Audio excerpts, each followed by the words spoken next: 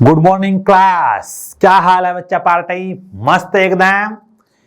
तो आप सभी का स्वागत है आपके अपने YouTube चैनल एडमिनिया where learning begins and physics by KB sir. Okay, तो आज की जो वीडियो होगी वो क्लास 10th की होगी जी। चैप्टर वही चल रहा हमारा, light, reflection and refraction. Reflection and refraction. पहला जो फिनोमेना है लाइट का, रिफ्लेक्शन, उसको हमने प्रीवियस वीडियोज में स्टडी कर लिया है और उसको दी एंड भी कर दिया है जी। ओके, तो एक फिनोमेना कौन सा पेंडिंग रहता है? रिफ्रैक्शन वाला। कौन सा? रिफ्रैक्शन। तो इसी इंटरेस्टिंग टॉपिक को आज हम पढ़ने जा रहे हैं, refraction of light. Refraction of light. तो जो रिफ्लेक्शन में हमने शुरुआत में ही पढ़ा था, इस चैप्टर के शुरुआत में ही पढ़ा था कि जो हमारी डेली लाइफ की ऑब्जर्वेशंस हैं, डेली लाइफ की ऑब्जर्वेशन से हैं, उनको देखते हुए हमें ये पता चलता है कि light seems to be travel in straight line, कि जो लाइट है वो सीधी रेखा में गमन करती है जी, सीधे रास्ते में चलती है। जो डेली लाइफ की ऑब्जर्वेशन कैसे, जैसे लेजर लाइट को देखते हैं या किसी व्हीकल की हेडलाइट को देखते हैं, तो उनसे ये पता चलता है हमें कि लाइट है जो सीधी रेखा में स्ट्रेट लाइन पाथ को फॉलो करती हुई नजर आती है, ऐसा हमें प्रतीत होता है, सीम्स होता है जी। ओके, तो अब क्वेश्चन ये अराइज होता है, क्या जो ये लाइट का स्ट्रेट पाथ है ये मीडियम बदलने पर भी स्ट्रेट ही रहेगा या इसमें कुछ चेंज आएगा? मीडियम कैसे बदला? जैसे मान लीजिए एयर से जो लाइट है वो वाटर के अंदर गई है जी, वाटर के अंदर गई है, या किसी गैसियस मीडियम में दूसरे में चली गई है, सॉलिड में ट्रैवल करती है, जैसे ग्लास है। तो क्या जब लाइट अपना मीडियम चेंज करती है तो उसका पाथ स्ट्रेट लाइन ही बना रहता है या उसमें कुछ चेंज आता है? ये क्वेश्चन राइज होता है अब यहाँ पे मेन। तो हम डेली लाइफ के कुछ एक्सपेरिमेंट्स अब देखें करके, जैसे मान लीजिए आप टैंक ले लीजिए, आपके टंकी ले सकते हैं, या मेरे ग्लास, ये क्या है? ग्लास है जी, कांच का है जी, मेड ऑफ ग्लास, नाम भी glass, made of glass. Okay, गिलास है, कांच का बना हुआ है। अब इसमें सिंपल सा एक्सपेरिमेंट करें। जैसे मान लीजिए कोई कॉइन है आपके पास, ये कॉइन तो है नहीं एक्चुअली में, कॉइन जैसा है। ओके, जब आप इसको पुट करते हैं यहाँ पर, ऐसे पुट कर दिया जी पुट, तो आप क्या ऑब्जर्व करेंगे? This appears to be slightly raised. जब आप इसको ऊपर से देखेंगे या साइड से ऐसे ऑब्जर्व करेंगे तो जो कॉइन है इसकी बॉटम में वो आपको थोड़ा सा उठा हुआ दिखाई देगा, यानी कि जो इसकी एक्चुअल पोजीशन है वो आपको दिखाई नहीं देगी। बात समझ में आई बात? ये तो बिल्कुल डेली लाइफ का कॉमन सा एग्जांपल है। इसी पानी में अगर आप नींबू डाल दें तो नींबू आपको थोड़ा सा बड़ा दिखाई देगा जो उसका एक्चुअल साइज है उससे। अब नींबू तो है नहीं, तो मैं मार्कर दिखा रहा हूं आपको, ये देखिए, ये है जी मार्कर, ठीक है। अब जो इसकी मोटाई है ये देख लीजिए ध्यान से, ठीक। उसको अगर पानी में देखिए, अब पानी में जाते ही देखिए कितना मोटा हो गया है, हो गया है जी, देखिए ध्यान से देखो बिल्कुल, ठीक। तो ये कोई ऐसा नहीं है कि इस पे आदमी भी अपना एक्सपेरिमेंट कर लेगा। जो कमजोर बच्चा हो वो ये सोचे कि सर इतना फास्ट कैसे ग्रो हो गया, मैं तो 10 रोटियां खाता हूँ, हॉर्लिक्स पीता हूँ, मैं तो मोटा होता नहीं, और आपने इसको 1 सेकंड में इतना मोटा बना दिया। मेरे को कोई ऐसा जादू मंत्र बताओ ना। तो ये लाइट का फिनोमेना है जी, आप पे वैलिड नहीं होगा। ओके, दूसरा क्या देख सकते हैं अगर हम, कि बुक है, मान लीजिए जैसे बुक, कोई भी बुक लें आप, उसके जो लेटर्स हैं, उसके जो लेटर्स हैं, जब आप ग्लास स्लैब से देखें, किससे देखेंगे? ग्लास स्लैब से, यानी कि जो लेटर्स हैं आपकी बुक के, उसके ऊपर ग्लास स्लैब रख लीजिए, ऐसे क्या रख लीजिए, तो what you will see, letters are dancing. Letters क्या कर रहे हैं? डांसिंग, यानी कि हवा में आ गए हैं, फ्लोट कर रहे हैं, तैर रहे हैं। तो ये सभी ऑब्जर्वेशंस जो आप डेली लाइफ में ऑब्जर्व कर सकते हैं, ये डेली लाइफ में ऑब्जर्व कर सकते हैं। तो अब इन ऑब्जर्वेशंस को देखकर हम ये जानने की कोशिश करें कि ये सारे ऑब्जर्वेशंस के जो रिजल्ट आ रहे हैं ये ऐसा क्यों हो रहा है। जो मार्कर था वो मोटा क्यों दिख रहा है, कॉइन है वो स्लाइटली रेज्ड क्यों दिख रहा है, जो लेटर्स हैं बुक के वो रेज्ड क्यों दिखाई दे रही हैं, ऐसे क्यों लग रहा है वो हवा में तैर रहे हैं। तो इन्हीं सभी एक्टिविटीज को जानने के लिए आज एक फिनोमिना पढ़ने जा रहे हैं हम, रिफ्रैक्शन ऑफ लाइट। ये फिनोमिना कब होता है? जब लाइट अपना मीडियम चेंज करती है। क्या? मीडियम चेंज करती है। तो आइए शुरू करते हैं, refraction of light. Refraction of light, तो इनसे क्या देखेंगे कि व्हेन रिफ्रैक्शन ऑफ लाइट में लिखेंगे व्हेन ए रे ऑफ लाइट, व्हेन ए रे of light goes from one medium to another, one medium to another medium, one medium to another medium, having different optical densities, having different optical densities, then it deviates from its original path.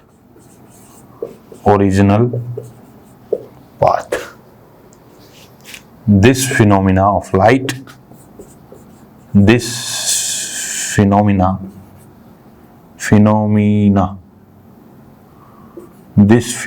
of light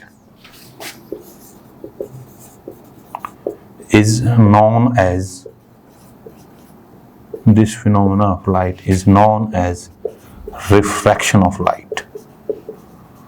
Refraction of light.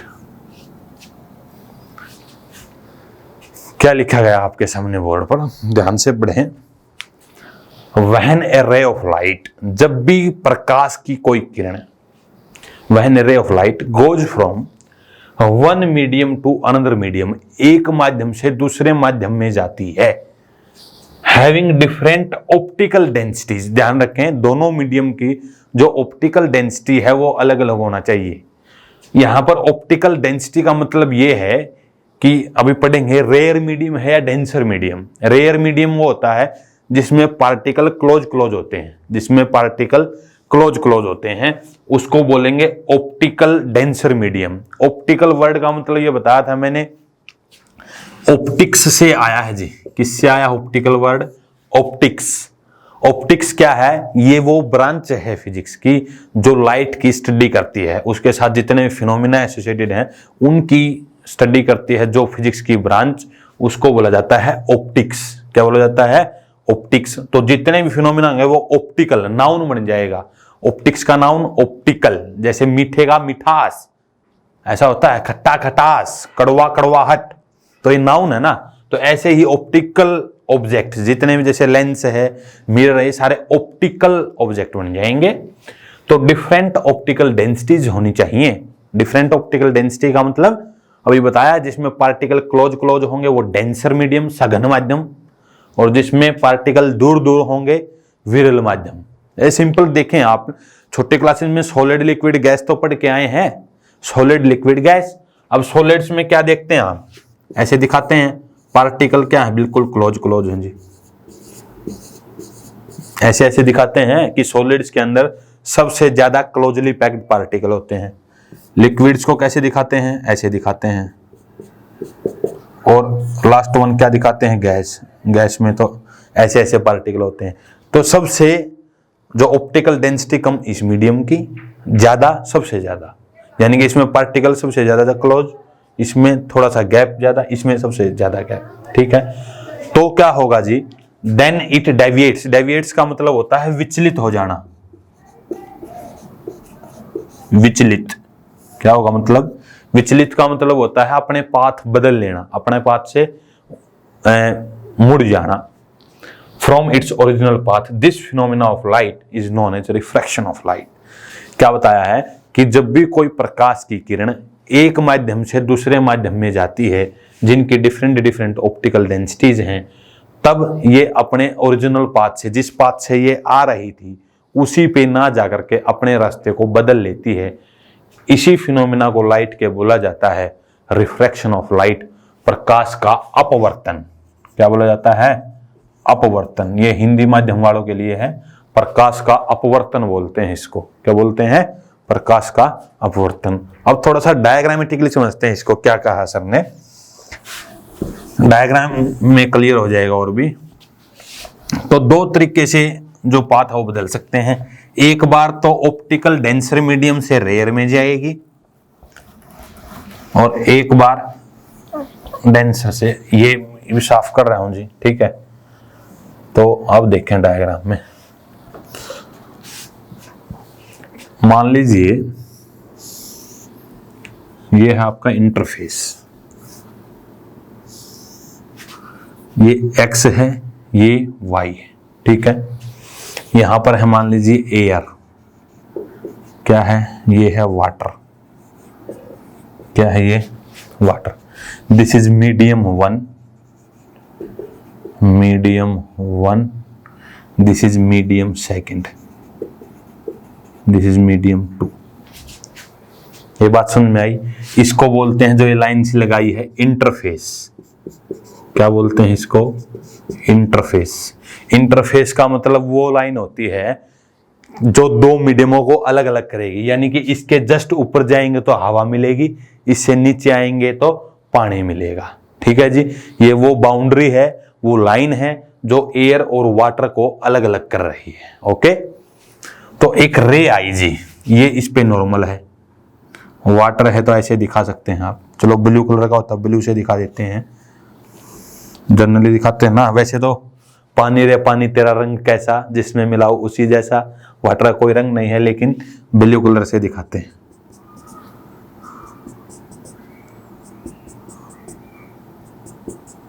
ऐसा ऐसा है जी कुछ। Okay, ये हो गया आपका water. क्या हो गया है? वाटर। ओके, अब नॉर्मल ड्रा करेंगे। क्या ड्रा करेंगे? नॉर्मल। नॉर्मल क्या होता है? सरफेस पे 90 वाली लाइन। ये हो गया इसका नॉर्मल। डॉटेड भी आप बना सकते हैं। क्या बना सकते हैं? डॉटेड, ठीक है। तो अब एक रे आती है, डॉटेड भी बना सकते हैं, ऐसे मर्जी आपकी है जी। तो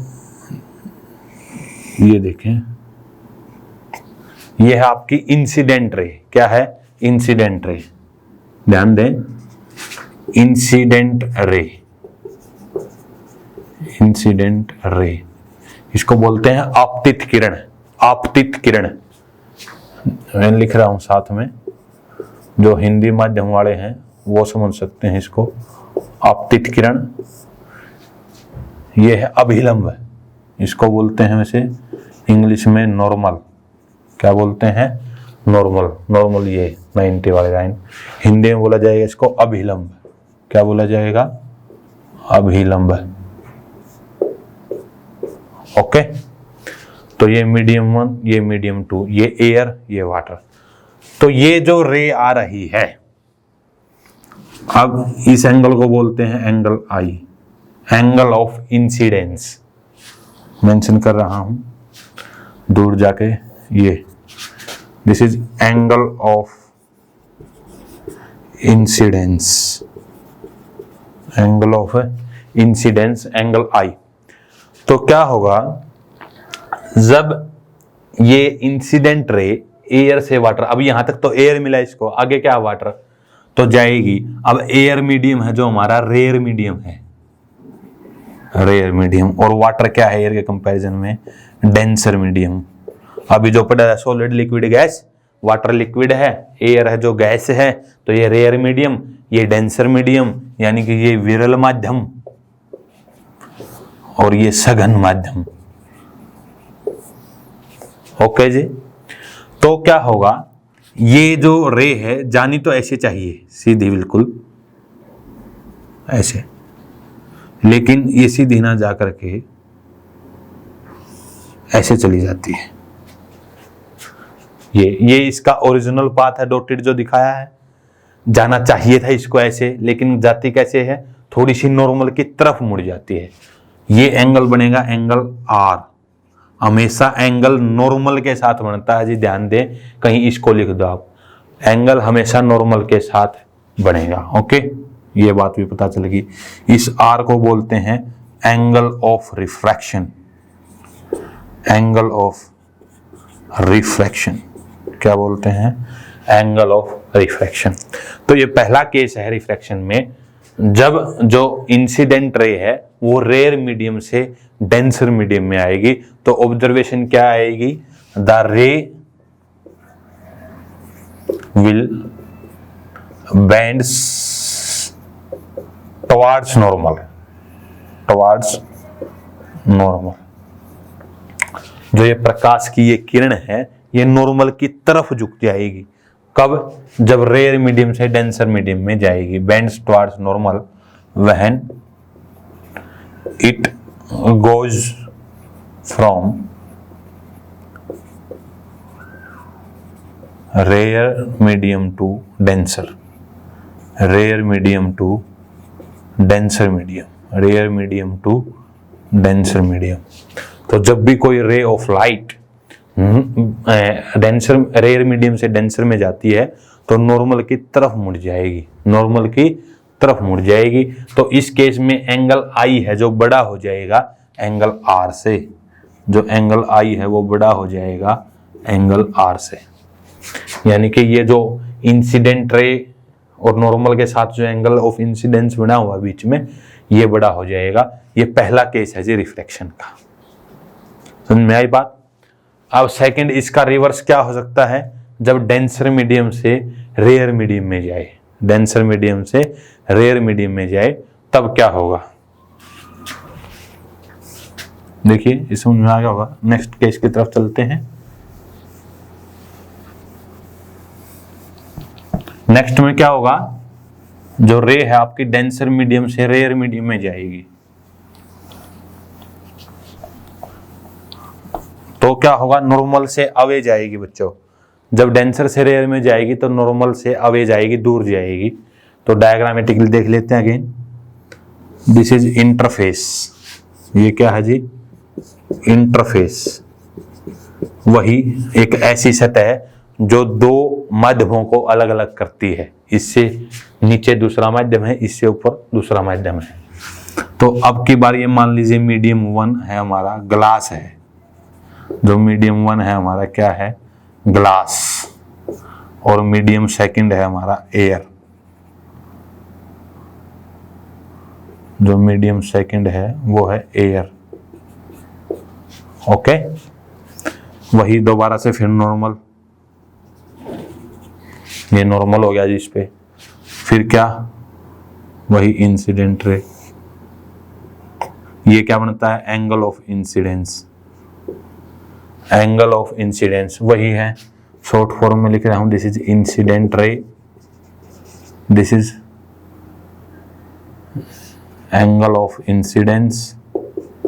AOI stands for angle of incidence, जो पिछली वीडियो हमने क्लियर लिख दिया था। और ये लाइन कौन सी होती है? नॉर्मल। ये इंटरफेस हो गया है। तो अब की बार जाना तो इसको भी ऐसे ही है, सीधा चाहिए था ऐसे, लेकिन अब की बार ऐसे जाएगी। जो इसका पाथ होगा वो ऐसा ऐसा होगा। अब ये आर बनेगा, ध्यान रखें, ये एंगल आर, इसको क्या बोलते हैं? Angle of refraction. Angle of refraction. तो ये सेकंड केस अराइज हुआ है। इसमें क्या हुआ है? जो रे ऑफ लाइट है हमारी वो डेंसर मीडियम, ग्लास से एयर के अंदर गई है। ये अब की बार कौन सा मीडियम है? डेंसर, सघन माध्यम। और ये कौन सा है? Rare medium. कौन सा है? Rare medium. तो इसमें क्या हुआ है? जो हमारी रे है वो नॉर्मल से अवे गई है, नॉर्मल से अवे गई है। तो इसमें भी लिख दें क्या? The ray will bend away from normal, bends, या विल गो, ऐसे लिख दें, will go away from normal. Normal से दूर जाएगी, अवे फ्रॉम नॉर्मल, व्हेन ये कोमा है जी, व्हेन इट गोज फ्रॉम, यहां पर भी बदल जाएगा क्या, denser medium to rare medium, denser medium to rare medium, और उल्टा हो जाएगा जी। इस केस के अंदर एंगल आर है, बड़ा हो जाएगा एंगल आई से। तो ये अभी डिस्कशन शुरुआत हुई है, रिफ्रैक्शन क्या होता है, किस किस तरीके से जो लाइट का पाथ है एक मीडियम से दूसरे मीडियम में जाने पर चेंज होता है, डेली लाइफ में रिफ्रैक्शन कहाँ कहाँ देखने को मिलता है। ठीक है, तारे टिमटिमाते हैं, वो भी एटमॉस्फेरिक रिफ्रैक्शन जो नेक्स्ट लेसन में हम पढ़ेंगे। पेंसिल टूटी हुई दिखाई देती है, जो सिक्का भी दिखा था वो रेज अपीयर होता है। लेमन डालेंगे नींबू, वो मोटा दिखाई देता है। स्केच पेन आपने देखा था मोटा दिखाई देता है भाई। लेंस और जो स्लैब रखते हैं, जो लेटर्स हैं वो डांसिंग करते हुए नजर आते हैं, जैसे हवा में फ्लोट कर रहे हो। तो ये सभी फिनोमिना रिफ्रैक्शन के हैं। तो ये था बेसिक बिल्कुल रिफ्रैक्शन में, कि जब भी कोई रे ऑफ लाइट एक मीडियम से दूसरे मीडियम में जाती है तो वो अपने ओरिजिनल पाथ से डेविएट हो जाती है, मूल पथ से विचलित हो जाती है। मूल का मतलब जो उसका ओरिजिनल जाना चाहिए था उस पर ना जाकर के अपने पाथ को चेंज कर लेती है। तो दो केस हमने बताए थे, एक रेयर मीडियम होता है, एक डेंसर मीडियम। रेयर से अगर डेंसर में जाएगी तो नॉर्मल की तरफ मुड़ती है, और डेंसर से अगर रेयर में जाएगी तो नॉर्मल से अवे जाएगी। This is refraction. और क्या क्या इससे रिलेटेड डायग्राम से रिलेटेड टर्म्स थी, और आई और आर कैसे रिलेटेड हैं। अब एक सिंपल सा और एक्सपेरिमेंट करके देखें आप। जैसे बकेट है या कोई बड़ा सा टम्बलर है आपके पास, उसमें कॉइन रखें, कॉइन डाल दिया मान लीजिए आपने, नीचे बॉटम में चला जाएगा। अब उस कॉइन को एक आंख बंद करके है ना ऐसे उठाने की कोशिश करें, एक आंख बंद करके उसको उठाने की कोशिश करो कॉइन को। तो क्या आप कर पा रहे हैं? आपने मेरे को कमेंट बॉक्स में बताना ये करके आपको, क्या सिक्का आपके हाथ लगता है या नहीं लगता है। ठीक है, डॉन को पुलिस पकड़ पाती है या नहीं पकड़ पाती, ये आपने मेरे को कमेंट बॉक्स में जरूर बताना है। सर मैंने एक्सपेरिमेंट किया था, सक्सेसफुल हुआ है या नहीं हुआ है। तो अब सबसे पहले जो रिफ्रैक्शन पढ़ेंगे, simple refraction through a glass slab. जो ग्लास स्लैब वाला ये था ना कि लेटर्स हैं जो स्लाइटली रेज्ड अपीयर होते हैं, वो क्यों हैं, ऐसा पढ़ेंगे अब। Refraction through a glass slab. तो इसका डायग्राम बनाया जाता था कई बार एग्जाम में, कि रिफ्रैक्शन थ्रू जो ग्लास स्लैब है उसका डायग्राम बनाए। ओके, तो पहले मैं टाइम देख लेता हूं कितना हो गया है, एक बार 23 की है। चलो ये और ऐड कर लेते हैं थोड़ा सा।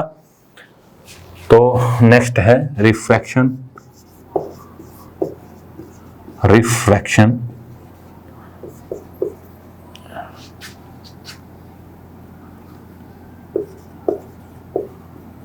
Through a glass slab.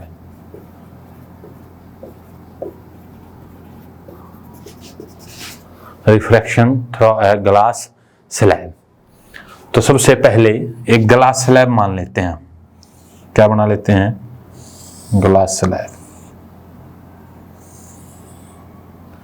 ये है जी आपकी glass slab, rectangular glass slab. मान लीजिए PQRS, एक रेक्टेंगुलर ग्लास स्लैब है जी। क्या है? रेक्टेंगुलर ग्लास स्लैब है। कौन सी? PQRS। ठीक है, ये इतनी थिक भी हो सकती है, जैसे इतनी मोटी सी हो सकती है। तो इसके एक फेस पर हम नॉर्मल ड्रा कर लेते हैं। ये मान लीजिए नॉर्मल ड्रा कर दिया, ठीक है। यहां पर तो ये आ गई इंसिडेंट रे, ये आ गई क्या है? Incident ray. अब ये एंगल क्या बनेगा? Angle of incidence. नॉर्मल के साथ जो इंसिडेंट रे एंगल बनाएगी उसको बोलते हैं एंगल ऑफ इंसिडेंस। ये है एंगल आई, ठीक है। This is angle of incidence. ये है मीडियम 1, दिस इज एयर। और ये है मीडियम 2, यहीं पर लिख देते हैं ग्लास। क्या है? ग्लास। अब एयर कैसा मीडियम है? Rare medium. ग्लास कैसा मीडियम है? Denser medium. तो रेयर मीडियम से अगर डेंसर मीडियम में जाएगी रे तो नॉर्मल की तरफ मुड़ेगी, नॉर्मल की तरफ मुड़ेगी तो कुछ कुछ ऐसा हो जाएगा, पाथ नॉर्मल की तरफ मुड़ गई है जी। ओके, अब यहां पर भी नॉर्मल ड्रा कीजिए, ये कर लिया। अब ये रे है जो ग्लास से कहां पर आएगी, एयर, यहां पर भी क्या है, एयर, तो ग्लास डेंसर, एयर रेयर, तो अब नॉर्मल से दूर जाएगी, अब नॉर्मल से दूर जाएगी, दूर जाएगी तो कुछ कुछ ऐसा पाथ हो जाएगा। ठीक है जी। तो अगर हम जो इंसिडेंट रे थी इसकी डायरेक्शन को ओरिजिनली आगे बढ़ाएं, जैसे मान लीजिए ऐसे, अगर रिफ्लेक्शन नहीं होता तो ये जो रे है ऐसे जानी थी, ये रे ऐसे जाती, ये रे कैसे जानी थी, ऐसे जानी थी। तो ये जो बिल्कुल पैरेलल आ गए, ये पैरेलल क्यों आए हैं, इसका रीजन ये है कि जितना यहां पर जो इंसिडेंट रे नॉर्मल की तरफ मुड़ी है उतनी ही दूर, क्योंकि मीडियम तो सेम है ना, जितना रिफ्लेक्शन यहां पर रेयर से डेंसर मीडियम में जाने पर होगा उतना ही रिफ्लेक्शन डेंसर से रेयर में आने में होगा। यानी कि ये समझे, जैसे ये नॉर्मल था, इंसिडेंट रे जितना मुड़ी है, अब जब इतनी बाहर इतनी ही दूर जाएगी, जितना यहां पर मुड़ी है उतनी ही दूर यहां पर जाएगी। इसीलिए जो इंसिडेंट रे की ओरिजिनल डायरेक्शन अगर हम बनाए, अगर ग्लास नहीं होता तो ये रे यहां पर जानी थी, जो डॉटेड लाइन बनाई है, तो ये पैरेलल आएंगे जी। अगर पैरेलल नहीं आ रहा तो रॉन्ग है जी, पैरेलल है। ये शिफ्ट है, इस शिफ्ट को बोलते हैं लेटरल शिफ्ट। क्या बोलते हैं, लेटरल शिफ्ट। लेटरल शिफ्ट का मतलब होता है पैरेलल में बदल लेना जगह। जैसे मान लीजिए दो स्टूडेंट बैठे हैं, एक ये है एक ये, तो ये यहां पर आ गया, ये यहां पर चला गया, तो ये लेटरल शिफ्ट हुआ। शिफ्ट का मतलब पोजीशन चेंज हो जाना, लेटरल शिफ्ट हुई है। ठीक है। एक होती है नॉर्मल शिफ्ट। नॉर्मल शिफ्ट का मतलब जो भी क्वाइन पड़ा, क्वाइन वाला केस नहीं था, जैसे मान लीजिए ये बीकर था, पानी का भरा हुआ था यहाँ पर, ठीक है, यहाँ पर है क्वाइन, क्या है यहाँ पर, क्वाइन। तो जब आप इसको ऊपर से देखेंगे ना तो ये स्लाइटली यहाँ पर दिखेगा आपको, ठीक है। तो कितनी ऊंचे दिखा, यहाँ से ये, इसको बोलते हैं नॉर्मल शिफ्ट। क्या बोलते हैं इसको, नॉर्मल शिफ्ट। नॉर्मल शिफ्ट क्यों बोलते हैं जी, 90 पर शिफ्ट हो जाना, तो ये है लेटरल शिफ्ट। ये क्या है जी, पैरेलल में शिफ्ट हुआ तो लेटरल शिफ्ट, 90 पर ऐसे वर्टिकल डायरेक्शन में होता है नॉर्मल शिफ्ट। ठीक है। तो ये है जो पाथ बनाया है, तो ये एंगल आर हो जाएगा, जितना ये एंगल है उतना ही ये एंगल बनेगा R. This is angle E. उतना क्यों बनेगा, अल्टरनेट एंगल। क्या है, ये parallel face, this is transversal, और ये है एंगल ऑफ इमरजेंस ई, इसको बोलते हैं एंगल ऑफ इमरजेंस। इमरजेंस का मतलब बाहर निकलने वाले रे ने जितना एंगल बनाया है। तो यहां पर ये क्या होगी, है इंसिडेंट रे, ये है रिफ्रैक्टेड रे, रिफ्रैक्टेड रे, and this last one is emergent ray. ये कौन सी रे है, एरो लगा के यहां लिखा है इमरजेंट रे। कौन सी है, इमरजेंट रे। कौन सी है, इमरजेंट रे। तो ये था जी आपका छोटा सा आर्टिकल। एग्जाम में आता है कि पाथ बनाए रे ऑफ लाइट का जो रेक्टेंगुलर ग्लास स्लैब के थ्रू गई है जी। तो यहां पर आपने देखा है कि जो रे है वो अपनी दिशा चेंज कर लेती है, इसी की वजह से रिफ्रैक्शन जो हो रहा है यहाँ पर, जो लेटर्स हैं आपके उनकी एक्चुअल पोजीशन नहीं दिखाई देती, लेटर्स फ्लोट करते हुए नजर आते हैं। इस फिनोमिना को बोलते हैं refraction of light. This is the topic, refraction through a glass slab. इस प्रकार आप पाथ है जो रे का वो आप दिखा सकते हैं। तो नेक्स्ट जैसे रिफ्लेक्शन के लॉ पढ़े थे ऐसे ही, सॉरी रिफ्लेक्शन के पढ़े थे ऐसे रिफ्रैक्शन के पढ़ेंगे। तो जो लॉज ऑफ रिफ्रैक्शन है और रेस्ट पार्ट है इसका, उसको अगली वीडियो में पढ़ेंगे बच्चों। तब तक के लिए मौज मस्ती करते रहें, पढ़ते रहें, घर पर रहें, सुरक्षित रहें। टेक केयर, जय हिंद। ओके जी।